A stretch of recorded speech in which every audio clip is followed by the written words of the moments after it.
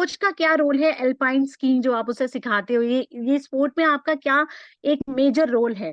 नहीं, वो पहले से ही वैसे कर रही थी स्कीइंग, मेरे कांटेक्ट ओके। में आने से पहले से ही कर रही थी। लेकिन बच बीच में फोन पे बात होती रहती थी तो बूस्ट अप करती रहती थी मैं उसको कि आप ऐसा करो ऐसे करो। तो वो इटली में थी, उसकी कोई होती थी जब भी तो मेरे से बात करती थी कि मैम आज ऐसा ट्रेनिंग हुआ ये हुआ, तो मैं बीच में बोलती थी उसको आपने वीडियो भेज, ट्रेनिंग के वीडियो भेज।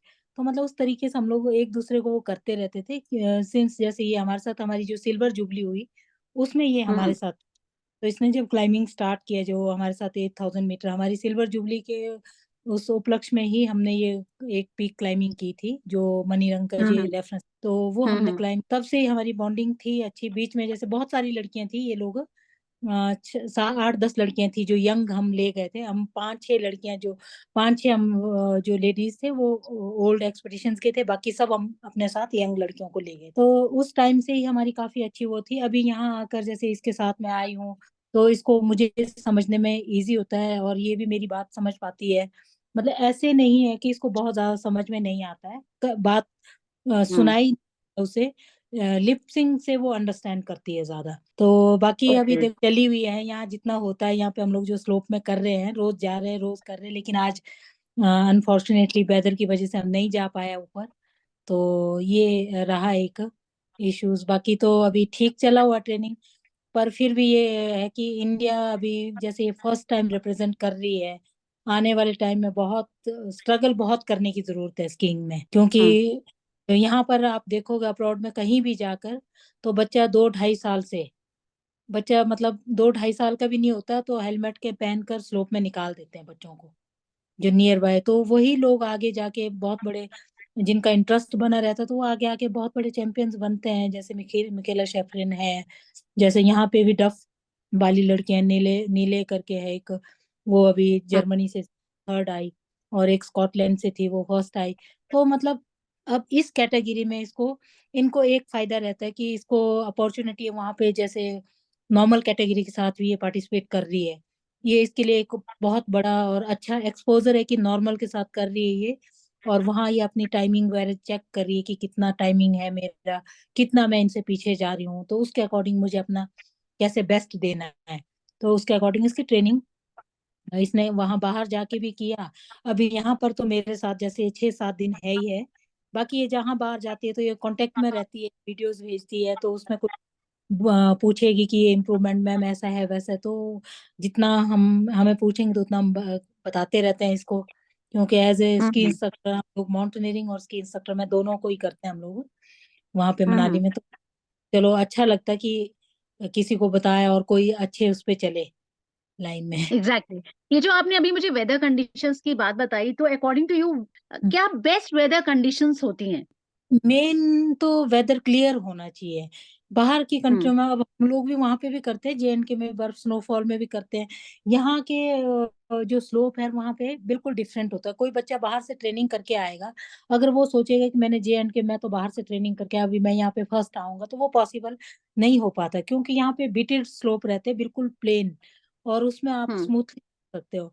अब हमारे वहाँ इंडिया में भी जैसे फर्स्ट 2-3-4 प्लेयरों को तो मिल जाता है बीटेड स्लोप जैसे, तो उसके बाद जो प्लेयर आते हैं जैसे जिनका चेस्ट नंबर लास्ट लास्ट है, उनके लिए फिर खाइयां पड़ जाती है। और यहाँ पे क्या रहता है कि वो लोग आइस की तरह बिल्कुल स्मूथ कर देते हैं वो, उसके बाद कुछ कुछ लोग जाके बिल्कुल फ्लैट बना भी देते हैं उसको साथ साथ में ही। लेकिन इंडिया में अच्छा। ऐसा नहीं है। मैंने जो कॉम्पिटिशन्स किए मैंने देखे ऐसे खाइयां पड़ जाती है, और उन खाइयों से जा रहे होते हैं, तो बाहर से जब करके आओ तो वैसे ही वहां तो बाहर निकल जाते हैं इंडिया में तो दिक्कत। अच्छा।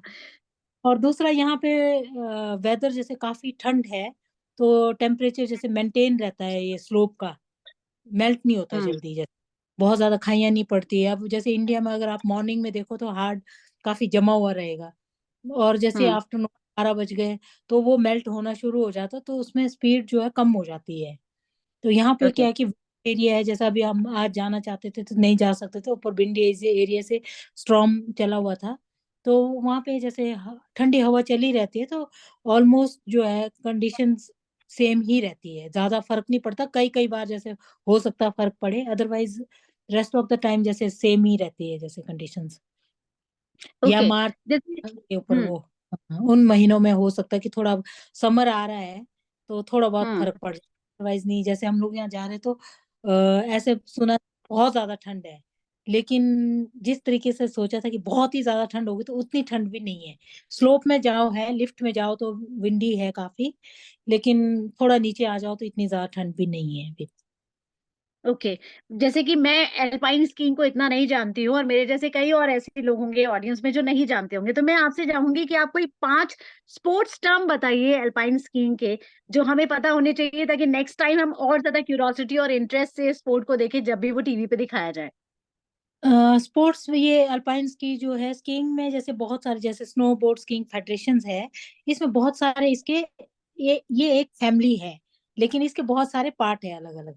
क्रॉस कंट्री नहीं, होती है टर्म्स लाइक टर्मिनोलॉजी आप क्या यूज करते हो? जैसे फॉर एग्जांपल बैडमिंटन खेलते हैं या टीटी खेलते हैं तो 1 लव 2 लव ऐसे पॉइंट्स या फाउल्स या ड्यूस, ये सब टेनिस वगैरह में भी होता है।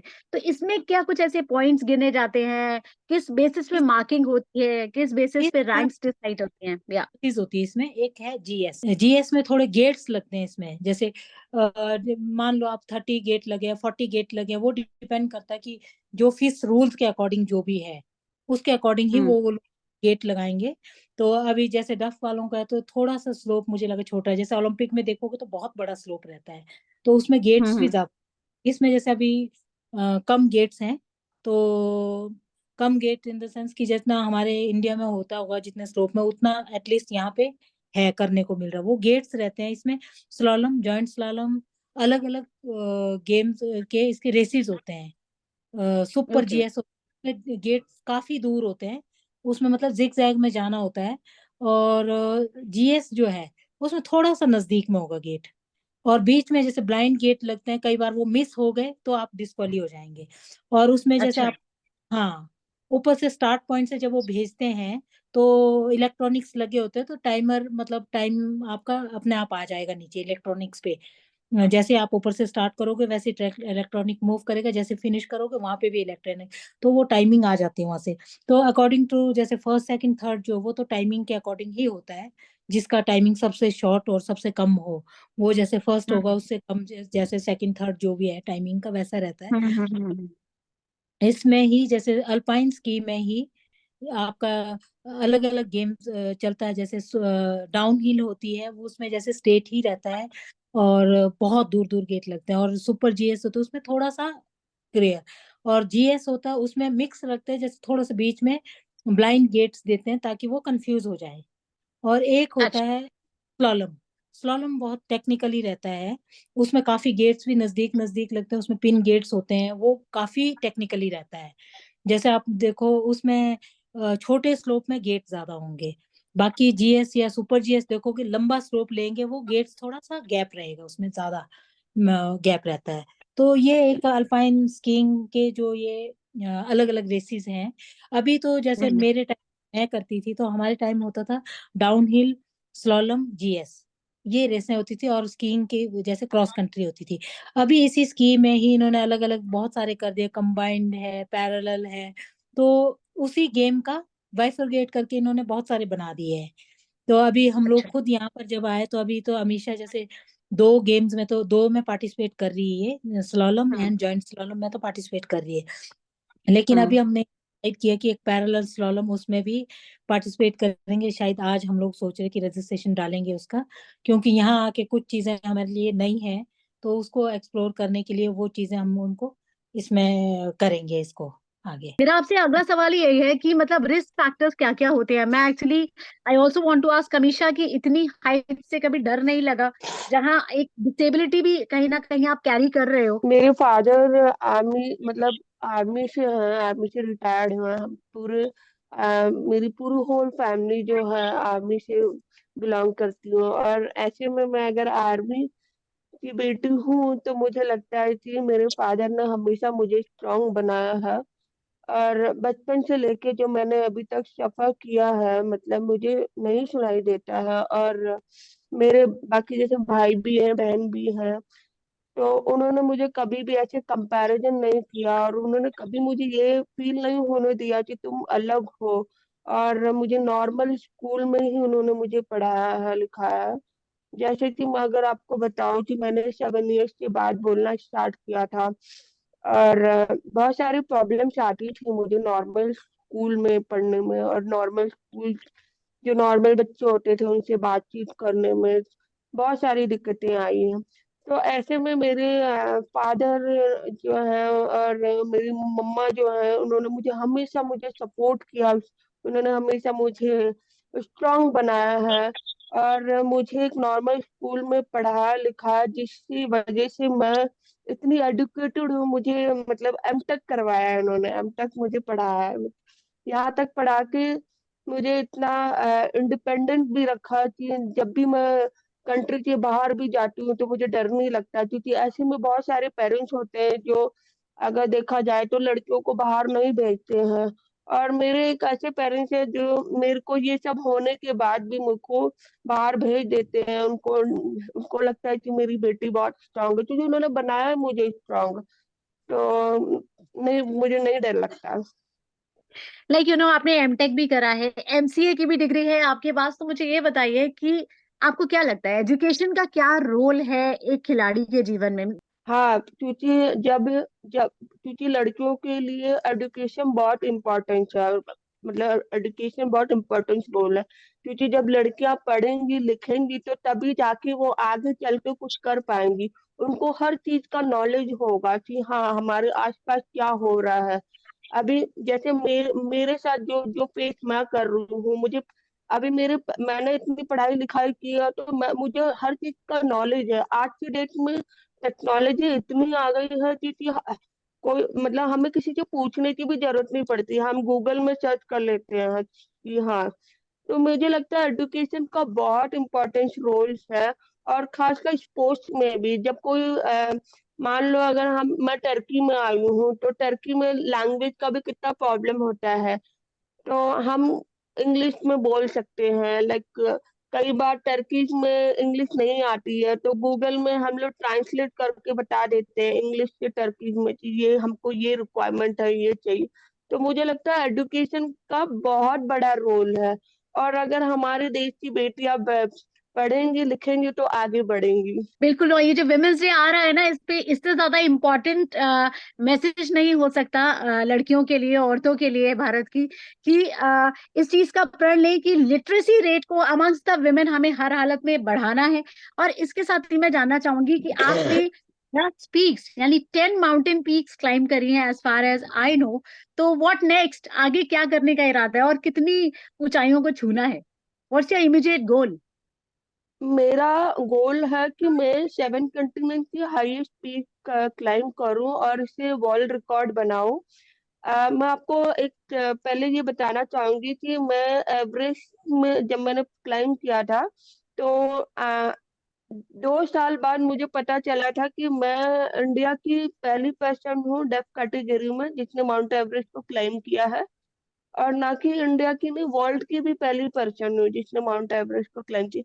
लेकिन यहाँ पे मुझे कोई इसकी नॉलेज नहीं थी क्लेम करने की, तो मैं यहाँ पे क्लेम कर नहीं पाई।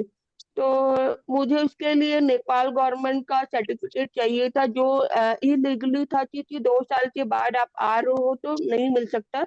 लेकिन आप अपने इंडिया इंडिया में इंडियन गवर्नमेंट इंडिया मीडिया से आप बोल सकते हैं कि आप इंडिया के और एशिया के और वर्ल्ड के पहले पर्सन हूँ। मेरा ये गोल है कि मैं 7 कॉन्टिनेंट के हाईएस्ट पीक को क्लाइम करूं, क्योंकि मैं ऑलरेडी 3 पीक कर चुकी हूँ। और ये तीनों पीक मैंने अपने खुद के खर्चे से किया है। तो बाकी का जो पीक के क्लाइम जो बाकी पीक रह गए हैं वो मैं अफोर्ड नहीं कर पा रही हूँ, तो मैं कोशिश कर रही थी स्पॉन्सर मुझे मिल जाए। और ऐसा एक बात बताना चाहूंगी कि ये 7 कॉन्टिनेंट का हाईएस्ट पीक मैंने इसलिए सोचा था कि क्योंकि मैं 7 मंथ बॉर्न हूँ। 7 इयर्स के बाद मैंने बोलना स्टार्ट किया और मैं चाहती थी अब 7 कॉन्टिनेंट हाईएस्ट पीक क्लाइम करूँ। तो ऐसे में मेरा 7 जो नंबर है वो मेरा लकी नंबर है। एंड विल प्रे कि ये जो लकी चार में आपका हमेशा मेंटेन रहे। सबसे ज्यादा क्या चीज, आई मीन कौन सा ऐसा आपका आइडल है जो आपको इंस्पायर करता है? मुझे मैं एपीजे अब्दुल कलाम की बहुत ही आइडल रही हूँ, क्योंकि उनकी जो किताबें मैंने पढ़ी है, उनके जो नॉवेल्स होते थे तो वो मुझे काफी इंस्पायर करते थे। और सबसे बड़ा जो मेरा आइडल है वो मेरे पापा हैं, क्योंकि उन्होंने मुझे हमेशा स्ट्रांग बनाया है, हमेशा उन्होंने मोटिवेट भी किया है।